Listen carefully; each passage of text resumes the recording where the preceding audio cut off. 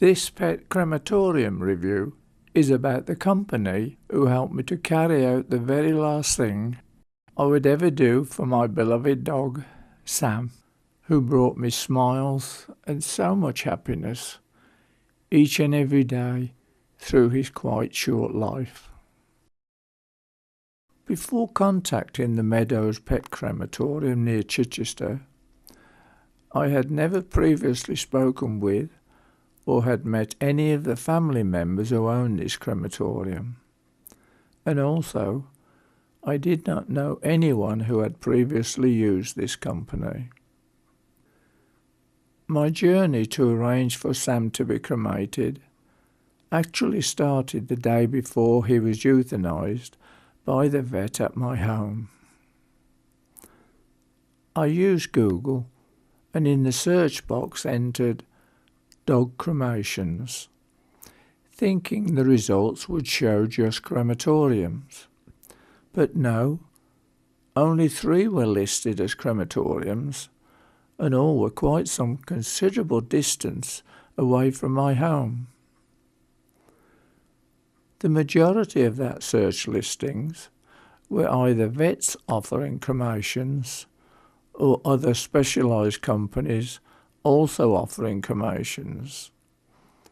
But strangely, when going to websites of the vets and cremation companies nearer to my home, none of them actually mentioned where their crematorium was.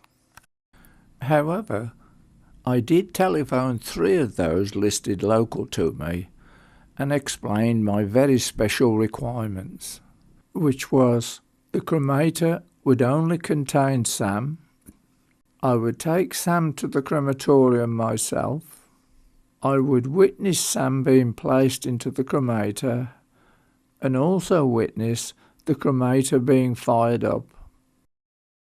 And finally, I would need Sam's ashes straight afterwards, and these to go into my provided container.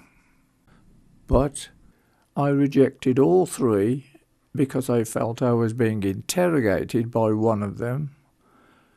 Another said they would get back to me, which they never did. The other was more interested in selling caskets and urns, even though I had said I did not need them. I then decided to try Google again, but this time I entered pet crematoriums near me, and a few came up within reasonable travelling distances. And whilst the first one seemed a possibility, they never came back to me with an answer regarding one of my requirements. But thankfully, my next phone call was to the Meadows Pet Crematorium near Chichester, and I was able to speak with James Burkett, the crematorium owner, regarding my 4 special requirements. On number 1, James said his crematorium only do single cremations, and so only Sam would be inside the cremator whilst the cremation takes place. On number 2, he said that would be no problem at all. On number 3, James was most sympathetic and said, "We are here to do whatever you want for Sam, and I do understand why you want to do this." On number 4, James replied that this would take 3 hours, but if it was completed sooner, he would give me a call.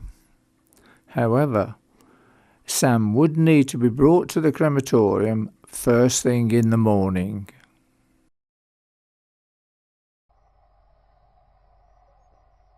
The following day, I held Sam in my arms whilst the vet gave him the sleep sedative injection. I then lay him down on his favourite chair for the final injection.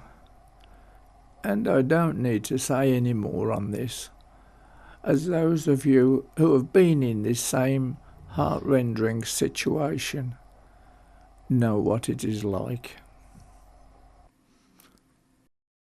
And shortly after, I telephoned James and arranged to be at his crematorium for 9 a.m.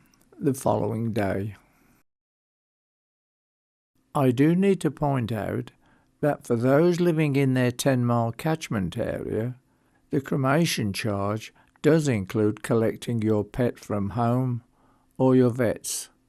Otherwise, it's £30 for those outside that area. I set off with Sam early the next morning, and whilst it was very cold, the sun was shining for us, and the main road A27 had its usual very heavy morning traffic, with continuous stop and starting for most of the journey. However, once I had turned off the A27 into the country lane, which leads directly to the crematorium, it was then blissfully quiet and peaceful for Sam's final car ride with me.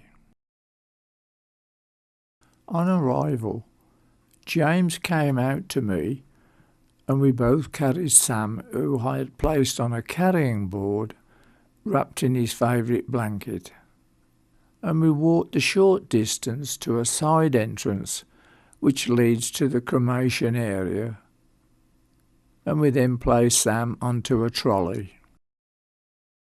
James then showed me the cremation area and the cremator being used for Sam.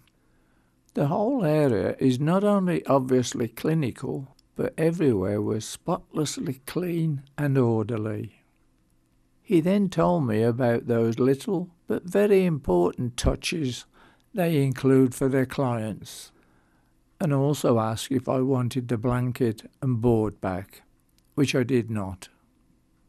He then said, "Give me just a few minutes with Sam to prepare him for the cremator," and knowing what this entailed, I agreed.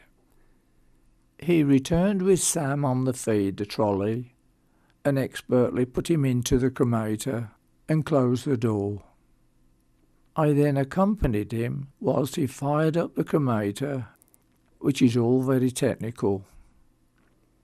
I then had a quiet moment to my thoughts and then went to the office to finalise the paperwork and settle the bill. As my daughter lives quite close in Middleton-on-Sea, I went there to pass the 3-hour wait until I could collect Sam's ashes. Then James, true to his word, phoned me 2.5 hours later and let me know all was ready for me. On my arrival, I was so surprised at how thoughtful and caring the handover was, as those touches make all the difference at such a sad time. As you can see, Sam's ashes were beautifully presented.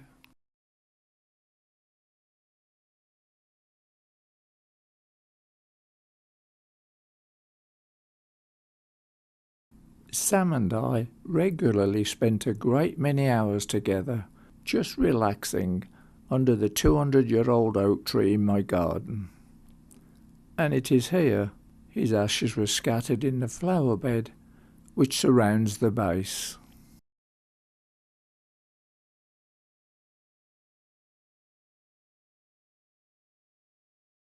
The Meadows service was exceptional, and they went above and beyond the quite unusual requirements I had set them for my beloved Sam. And when that awful time arrives for you to say goodbye to your best pal, you can rest assured both you and your pet are in genuine caring hands.